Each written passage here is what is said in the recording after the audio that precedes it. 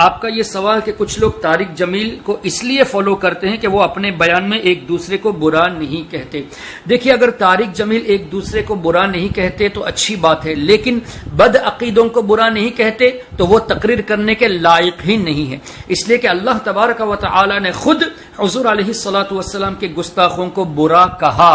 جنہوں نے حضور علیہ الصلوۃ والسلام کو مجنون کہا، جس نے مجنون کہا اس کے بارے میں اللہ تعالیٰ نے قرآن کریم کی سورہ قلم میں اس کی برائیاں بیان فرمائی ہے، اور یہ بھی فرمایا کہ وہ حلال کی اولاد میں سے نہیں ہے. پھر اللہ تعالیٰ نے خود ہی ارشاد فرمایا کہ تمہارے باپ، بیٹے، بھائی، رشتہ دار بھی اگر اللہ اور اس کے رسول کے دشمنوں سے دوستی رکھتے ہیں تو ان سے دور رہو. اب ہم طارق جمیل کی سنیں یا اللہ تبارک و تعالی کے حکم کو مانے؟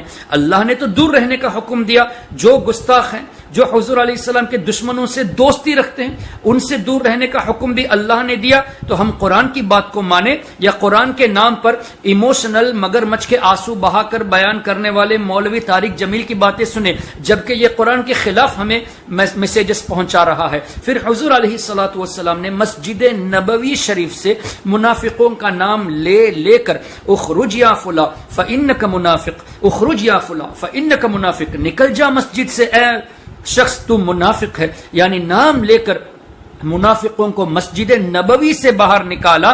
تو اگر ہم کسی وہابی حضور کے دشمن کو ہماری مسجد سے باہر نکالے یہ کہہ کے کہ اس نے گستاخی کی ہے، تو اس میں برائی کون سی کی ہے؟ یہ تو حضور علیہ السلام کی سنت ہے. تو طارق جمیل صاحب نہ قرآن سے واقف ہے نہ حدیث سے واقف ہے، اور یہ واقف ہو بھی کیسے سکتا ہے جو ایسا جاہل ہو کہ خود یہ کہے کہ حضور علیہ الصلوۃ والسلام جب معراج کو گئے تو جبریل علیہ السلام نہیں آئے تھے، جبکہ حدیثوں میں آیا ہے کہ جبریل علیہ السلام تشریف لائے تھے اکمپنی کرنے کے لیے. یہ نہیں کہ حضور کو ساتھ لے جائے کیونکہ حضور کو پتہ نہیں، ایسا نہیں، بلکہ حضور سے مدد، حضور سے فیض حاصل کرنے کے لیے جبریل علیہ السلام آئے، ایز اے خادم تشریف لائے، اور یہ حدیثوں میں موجود ہے. لیکن طارق جمیل نے اپنے بیان میں کیا کہا کہ جبریل علیہ السلام نہیں آئے بلکہ اللہ خود زمین پر آیا. پہلے آسمان پر اللہ لے گیا، پھر وہاں سے دوسرے آسمان پر اللہ لے گیا. نام دیا ہے کہ اے میرے محبوب کی امت اپنے نبی کی قدر کرو.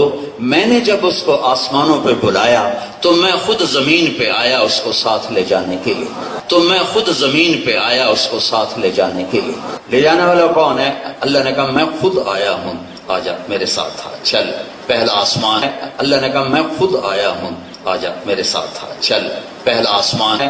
ارے بھائی طارق جمیل سے یہ پوچھے تو صحیح کہ اللہ تبارک و تعالی کا دیدار معراج میں ہوا حضور علیہ الصلوۃ والسلام کو. جب اللہ ہی زمین پر آ گیا تو پھر دیدار کس بات کا؟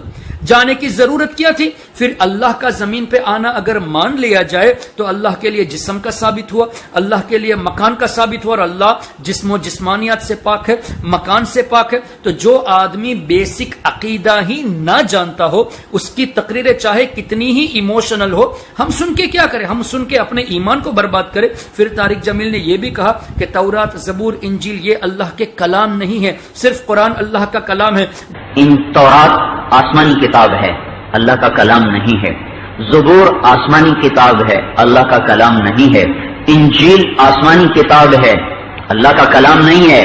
صحیفے 150 چھوٹے پمفلٹ کتابیں، چھوٹی کتابیں، وہ آسمان کی کتابیں ہیں، وہ اللہ کا کلام نہیں ہے. جبکہ تفاسیر میں واضح طور سے موجود ہے کہ قرآن، تورات، زبور، انجیل یہ سب اللہ کے کلام ہے، صحیفے بھی اللہ کے کلام ہے. اب بزرگان دین یہ فرماتے ہیں، یہاں تک کہ ان کے امام یہ چونکہ دیوبندی فالوور ہے تو اشرف علی تھانوی جو دیوبندیوں کا لیڈر ہے، اشرف علی تھانوی نے خود اپنی تفسیر میں تورات کے بارے میں اللہ کا کلام لکھا ہے. تو یہ نہ اپنے بزرگوں کی مانتے ہیں نہ ہمارے بزرگوں کی سنتے ہیں، بلکہ اپنی طرف سے یہ اس طرح کی نئی باتیں پیش کر کے امت کو یونٹی کے نام پر گمراہ کرتے ہیں. اب جن لوگوں نے اس کی ایموشنل تقریریں سن کر جنہوں نے یہ عقیدہ رکھ دیا ہو کہ اللہ واقعی میں زمین پہ اتر آیا، اس کے ایمان کا کیا ہوگا؟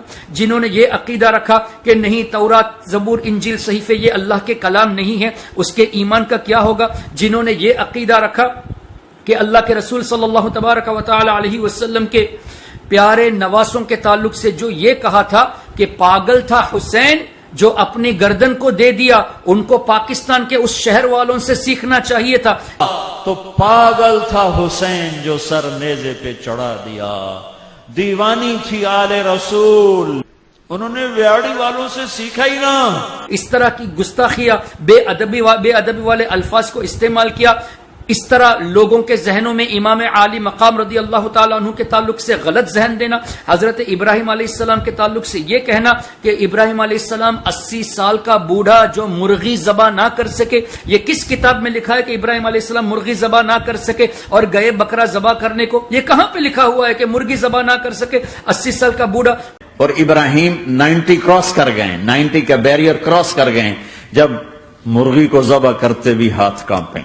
90 برس 92 سال کا بڈھا تو مرغی نہیں ذبح. آسمان کے فرشتے ٹکٹکی باندھ رہے ہیں اور ان کے سانس اٹک رہے ہیں کہ یہ کیا ہو رہا ہے، کیا یہ بوڑھا کر جائے گا، کیا یہ بوڑھا کر جائے گا. تو لوگوں کو اس طرح کا ذہن دینا، پھر لوگوں کو یہ ذہن دینا جبکہ قرآن میں موجود ہے رسول کے دشمنوں سے دور رہو، حدیث میں موجود ہے دور رہو، اور یہ کہتا ہے کہ نہیں سب مل کے رہو. تو جو قرآن اور حدیث کے خلاف تعلیم دے کے لوگوں کے ایمان کو اس طرف لے کے جاتا ہے، جو خود بھی لوگ اس کی ایموشنل باتیں سن کے قرآن کے ان حکم کے خلاف جائے، حدیث کے ان حکم کے خلاف جائے، پھر اوپر سے لوگوں کو کہے دیکھو ہمیں جو ہے کسی کی برائی نہیں کرنی چاہیے اس لیے کہ مولانا طارق جمیل نے یہ بتایا اور قرآن اور حدیث کی روشنی میں بتایا، جبکہ قرآن کے بھی خلاف بتایا، حدیث کے بھی خلاف بتایا. اس لیے محترم حضرات، کسی بھی شخص کی تقریر سننے سے پہلے اس کا بیک گراؤنڈ دیکھ لیا جائے. چاہے کتنی ہی ایموشنل تقریریں کرتا ہو، اس کا بیک گراؤنڈ ضرور دیکھے، اس کا علمی مقام ضرور دیکھے، ان کے اساتذہ کو دیکھے، ان کے ساتھ کون جڑے ہوئے، ان چیزوں کو دیکھے. تو سب سے زیادہ سیفٹی یہی ہے کہ جب تک آپ کو یہ پکا نہ ہو کہ یہ واقعی میں صحیح العقیدہ اہل سنت والجماعت سے ہے، تب تک نہ کسی کی تقریر سنے نہ کسی کی کتابیں پڑھے. اللہ تعالیٰ سب کے ایمان کی حفاظت فرمائے. اگر آپ نے ابھی تک ہمارا چینل سبسکرائب نہیں کیا تو ہمارے چینل کو سبسکرائب کر لیں. نجدیوں کی دھمکیوں سے ڈرے جو وہ